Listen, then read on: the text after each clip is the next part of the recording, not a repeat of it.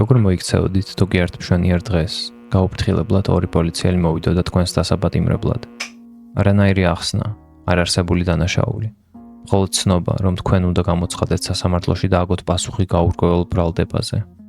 ალბათ იტყოდით, რომ აბსურდია. ასეთი ამბები მხოლოდ დისტოპიურ ფიქციაში ხდება. თუმცა ამ შემთხვევაში თქვენი აზრი მცდარი იქნებოდა. შეხედეთ, გერმანელი ფილოსოფოსი ფრანც კაფკა არ აღწერდა თავის ნაშრომში წარმოსახვით მომავალს, რომელიც გაურკვეველი წესების მიხედვით მუშაობდა. იგი აღწერდა პრობლემას, რომელიც არსებობდა მაშინ და არსებობს დღეს. ტირანია ტირანის გარეშე, ასევე ცნობილი როგორც ბიუროკრატია. კაფკას პროცესი იხსნება მთავარი პროტაგონისტის, იოსებ კას დაპატიმრებით. მისი დაპატიმრების მიზეზი იმდენად უცნაურია, რომ მთლიანი წიგნის განმავლობაში არც კი მხილდება. ყველაზე საინტერესო კი არის ის, რომ იოსებს კვლავ შეუძლია ბანკში მუშაობა, ასევე ნებისმიერ დროს სახლიდან გასვლა და ისეთი შთაბეჭდილება გვექმნება, თითქოს იგი რეალურად არც დაუპატიმრებიათ. რაც შეეხება სამართლებრივ სისტემას, პროცესში აღნიშნული წარმოადგენს მოუწესრიგებელ ლაბირინთს. იოსეფი ხვდება უამრავ საჯარო მოხელეს, კლერკსა და გამლელებს, რომლებმაც რატომღაც იციან მისი პროცესის შესახებ, თუმცა რეალურ დახმარებას ვერ უწევენ. ეს არის ბიუროკრატიის კლასიკური ბუნება. უსასრულო პროცესი, ნულოვანი შედეგით. ყველაზე გამაღიზიანებელი კი ის არის, რომ ყველა ადამიანი, ვისაც გახვდება, არწმუნებენ მას პროცესის სირთულისა და სერიოზულობის შესახებ. თუმცა ამავდროულად ეს ადამიანები უმტკიცებენ, რომ ეს ყველაფერი მის ცხოვრებაზე დიდად არ იმოქმედებს. აბსურდისა და სისულელის ამგვარი დონე წლების განმავლობაში განისაზღვრა როგორც ფენომენი სახელად კაფკაესკი.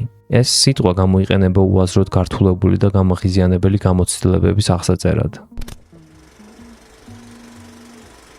აბსურდულობისა და სიგიჟის ეს თემა კაფკას სხვა ნამუშევრებშიც იკვეთება.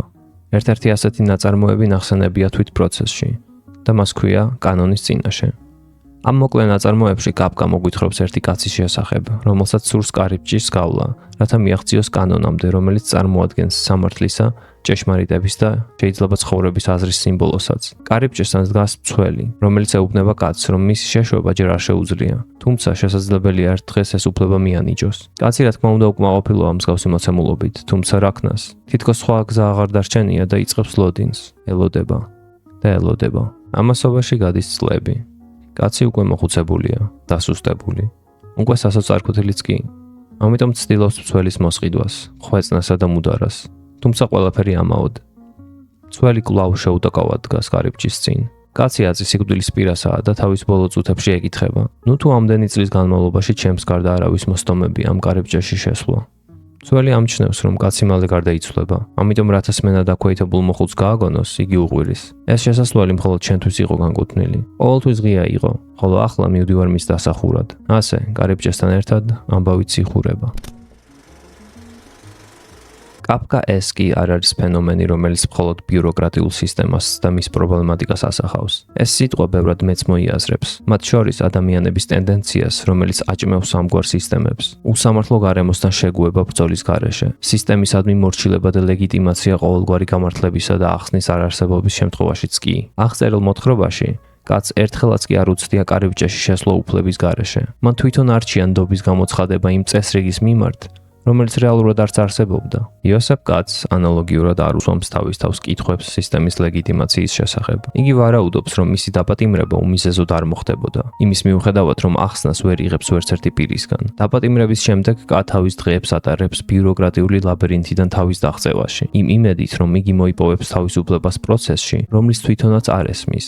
მთლიანი წიგნის განმავლობაში იოსეფი იმდენად ჩაფლული ხდება თავის მისტიკურ საქმეში, რომ ცხოვრების ნებისმიერი სხვა ასპექტი უკვე მეორეხარისხოვანი ხდება. თუ კი თავიდან კა დაბნეული იყო ცხოვრებაში მომხდარი უეცარი ამბებით, ახლა ეს გრძნობა გადაიზარდა ფიქსაციად. მას ენგრევა ურთიერთობები, ვეღარ ახერხებს მუშაობას და ყოველგვარი რაციონალური აზროვნების ნატამალიც კი აღარ გააჩნია. ერთ ეპიზოდში იგი გადაწყვეტს სამსახურიდან ადრე წამოსვლას, რათა შეხვდეს მხატვარს. მხატვრობა ისეთი პროფესიაა, რომ არ უნდა უკავშირდებოდეს მართლმსაჯულების სისტემას, თუმცა წიგნის ბიზარულ მსოფლიოში ეს მხატვარი უშუალოდაა ჩართული სასამართლოს შიდა ამბებში. ამ წარმოუდგენელი ამბის უცნაურობა ოდნავადაც კი არ აწუხებს იოსებს. იგი აღიარებს ამ ამბავს ნორმად, ისევე როგორც აღიარებს თავის პროცესს. ალბათ ყველასთვის უკვე ნათელია, რომ კა არის გაჭედილი სისტემაში, სადაც პროგრესი არის შეუძლებელი. ხოლო ბრალდებები კვლავ იდუმალად რჩება. ამის მიუხედავად, იგი მაინც ცდილობს ამ უცნობი თავსატეხის ამოხსნას. კას პროცესი უბრალოდ უსამართლო კი არაა, არამედ არის აბსურდის პირდაპირი განმარტება. ადამიანები მუდამ ფიქრობთ, რომ ყველაფერი ვიცით. ყველაფერს ხვდებით. თითქოს შეგვიძლია მოვლენების გაკონტროლება, მათი შესწორება. შეგვიძლია ცხოვრების გაგრძელება იმ მიმართულებით, რომელიც ავარჩიეთ. მაგრამ ერთადერთი რამ, რაც გვაშორებს ქაოსისგან, არის წვრილი, მსხვერპლი ძაფი. გაჭერით ეს ძაფი და ყველანი ჩავარდებით უფსკრულში. გნებავთ დამიჯერეთ, გნებავთ არა. მაგრამ თქვენ ხართ იოსებ კა. მე ვარ იოსებ კა. რომეცაც გეტყვით, ჩვენ ყველანი იოსებ კაები ვართ. დამწუხდებული ჩვენი ინდივიდუალური პროცესების მიერ, უსასრულოდ გამოსავლის ძებნაში სისტემათა შორის, რომლებსაც აზრი არ აქვთ. კითხვა შემდეგშია, თუ არაა გამოსავალი ამ კაფკასურ წრეში, შეგვიძლია სისტემის წინააღმდეგ აჯანყება?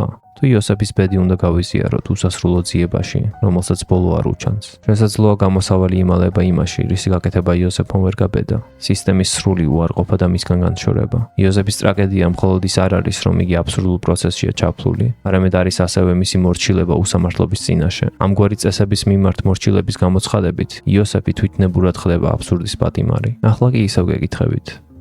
თქვენ რას გააკეთებდით?